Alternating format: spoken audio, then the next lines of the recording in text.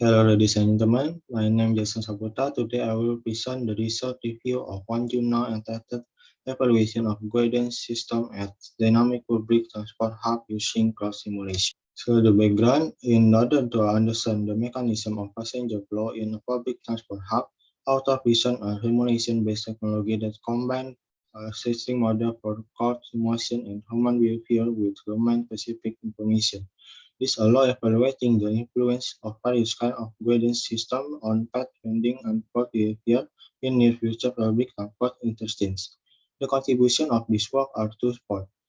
First, author vision an agent-based decision model for the movement of passengers in transit hub.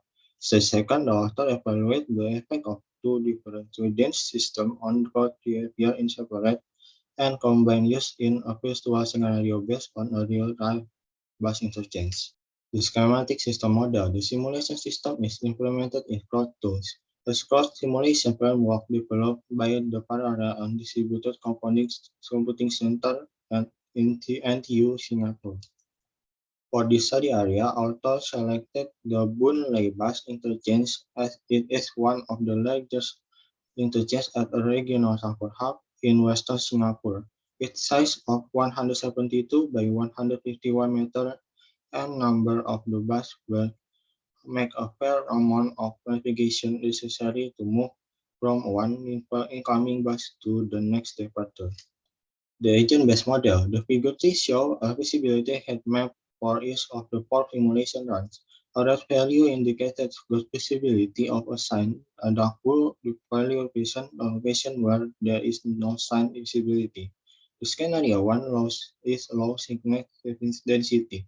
In this scenario, there are only two sign places in the transport hub. Scenario 2 is the more medium signal density. Three more signs added are at entries and exit of the transit hub. The signs are spaced out over the east-west and north-south corridor. In the test scenario is a high sickness density. The five more signs were added, bringing the total sign count to 10.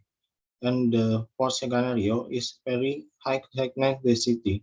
In this scenario, the entire east-west corridor is covered as well as very single but wet entry is the north-south corridor.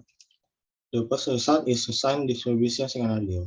When agent require a longer time to finish the task, then naturally more agent operated the simulation scenario with in turn increased coding with reduced walking speed.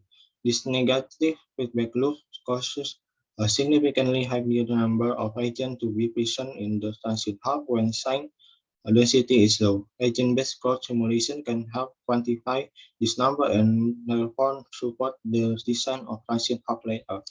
The second result is multiple source of simulation scenario. The number of simultaneous agents exceeds the worst case of the segments distribution experiment, causing negative feedback of coding and thus time needed to finish the task. It appears that the penalties of detour and perishing delay are more than offset by a more even distribution of agents throughout the interchange.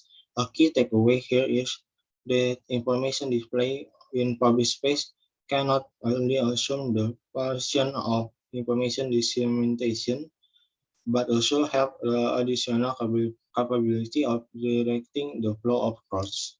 And for conclusion, the author experiment have shown that the approach is capable of capturing the influence of sickness distribution on coding and even identify locations where the placement of sign can have negative effect.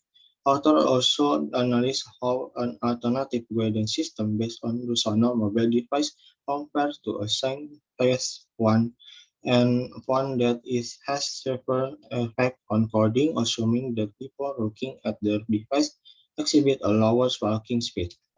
That's all my presentation. Thank you for attention. See you next time.